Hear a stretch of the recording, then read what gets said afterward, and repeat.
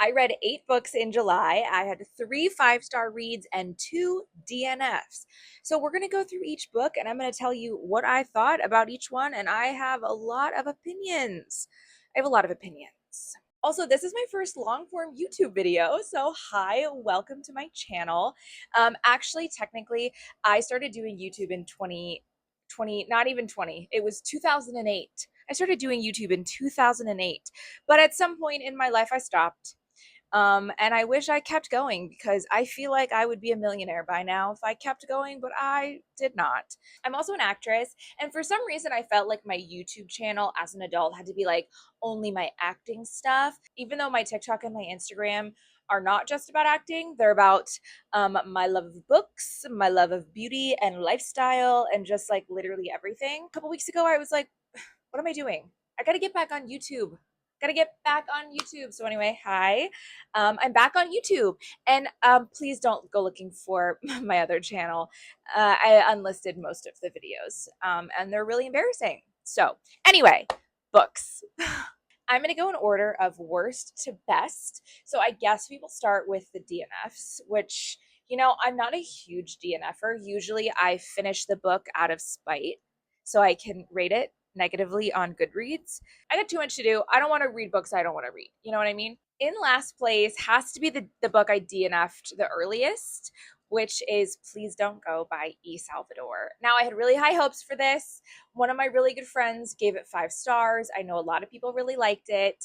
I DNF'd at 28%.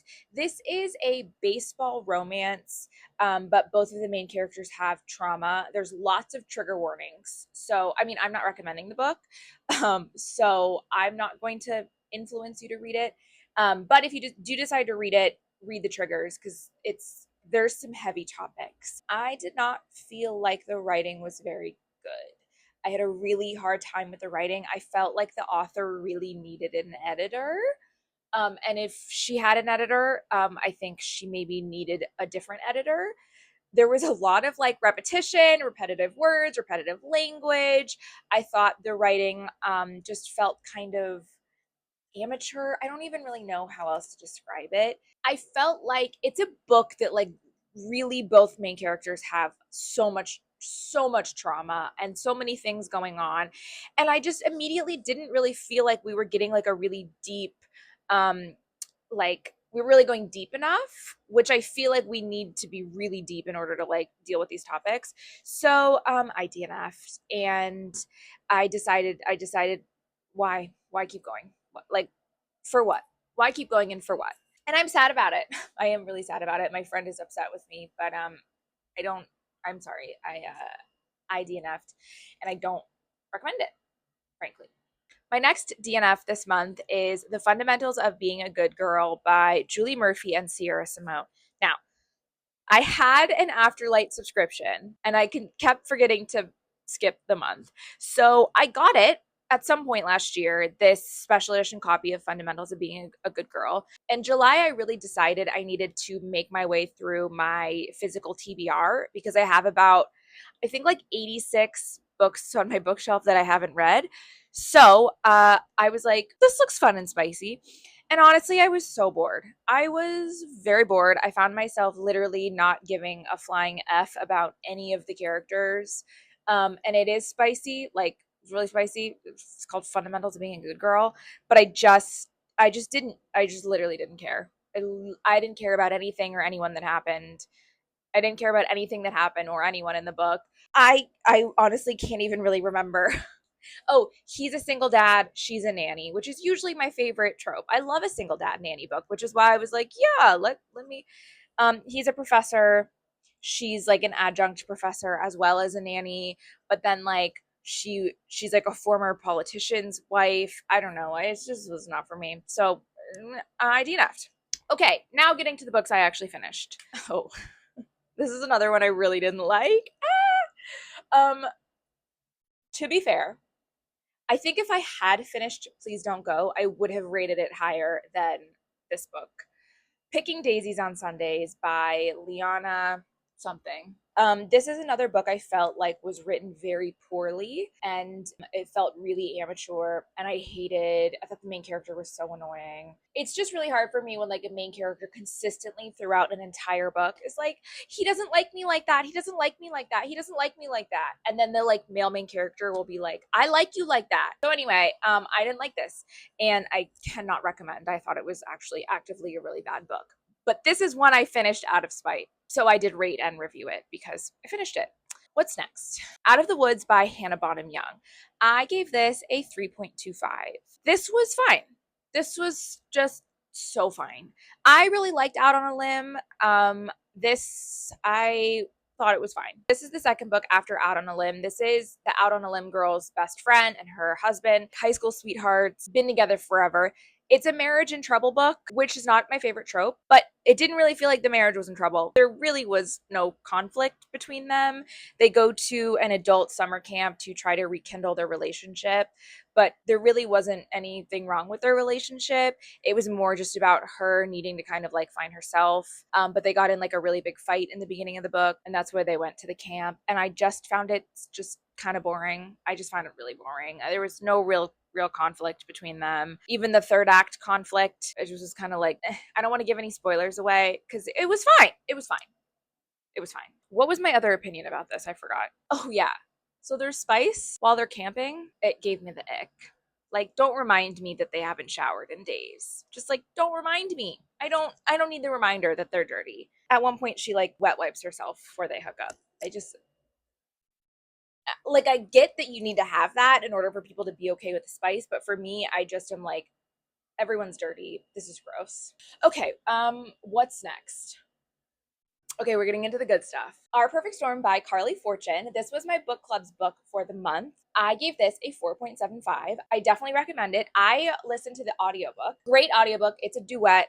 I am so picky with audiobooks, and I need my romance audiobooks to be duet, or else I don't like it. I do think if I had read the physical copy, I think I would have connected more emotionally to the story. I think if I read this, I would have cried.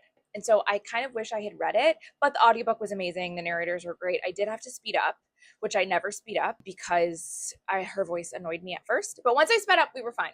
I honestly didn't think I was going to like it because I don't love friends to lovers.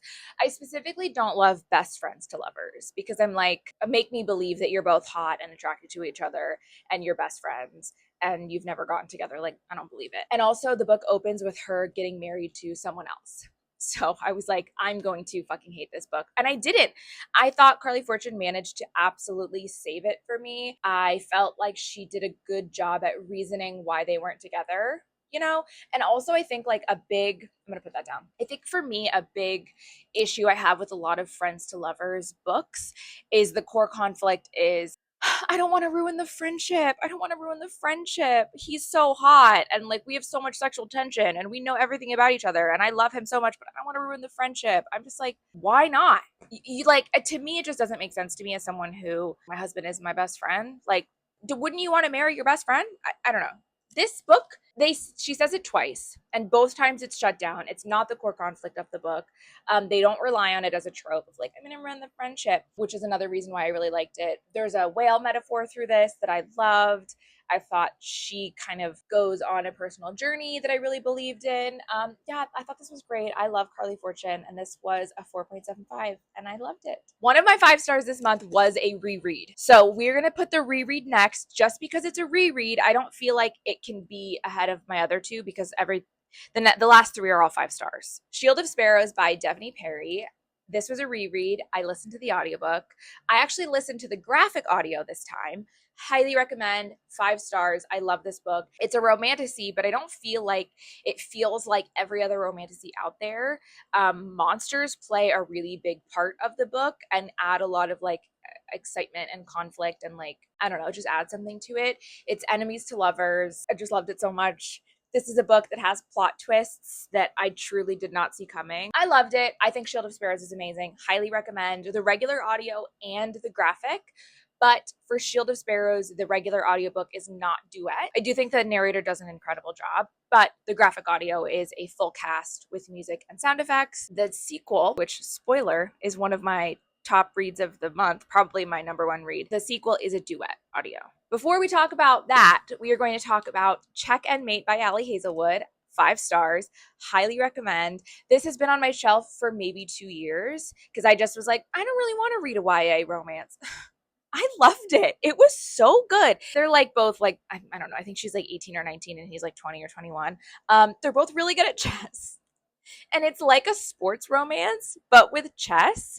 And you get Allie's signature humor and signature, like really smart writing. But you also get kind of, at least what I got was like the vibes of a sports romance where you're like rooting for them to win and rooting for them to play each other. And it's like the thrill of the win and the thrill of the game. It made me want to play chess again, which I don't think I've done since I was 6. Laugh out loud funny, amazing characters, amazing side characters. Technically a YA, didn't really feel like a YA to me. Like there's no spice in it, but there's like allusions to spice. It was great. 5 stars. I loved it. Definitely one of my top Alley books. Highly recommend. But I think my number one book of the month is Rites of the Starling by Devney Perry. This is the sequel to Shield of Sparrows. Oh my god, it was so good. I sobbed. Everyone, the last 20 minutes, 10 minutes, 15 minutes, sobbing. Another plot twist I just didn't expect. I thought it was a great, progression of the story. I love the characters. I love where the story's going. I loved all the more information we got in this one.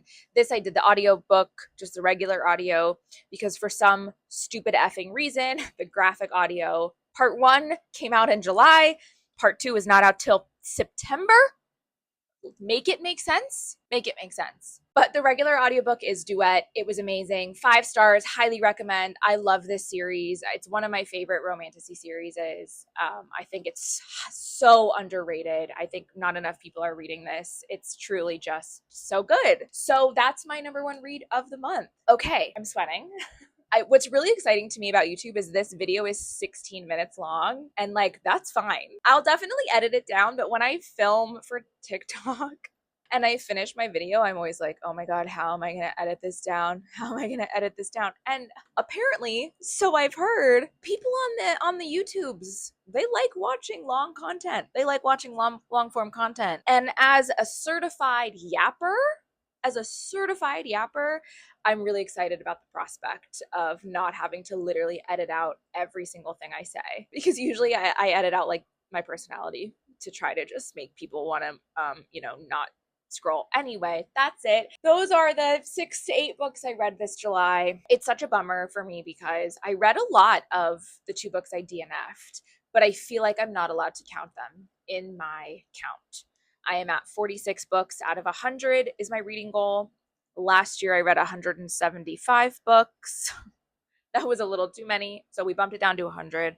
And I just wish I could count the books I DNF'd, but I feel like I'm not allowed. So that's a bummer because I also DNF'd a book last month. And I'm like 3 books. I DNF'd that book at like 70%. It's a lot of pages. Oh, I didn't even say, please don't go. Another reason I DNF'd, that bitch is 591 pages long. In what world does a romance need to be 591 pages long? It doesn't. I was at page 160 and I was at 28% of the book. Huh? Girlie needed an editor. Okay, anyway, that's it. I gotta stop talking. This is now officially probably too long. Okay, that's it. How many times am I gonna say, okay, that's it? Goodbye.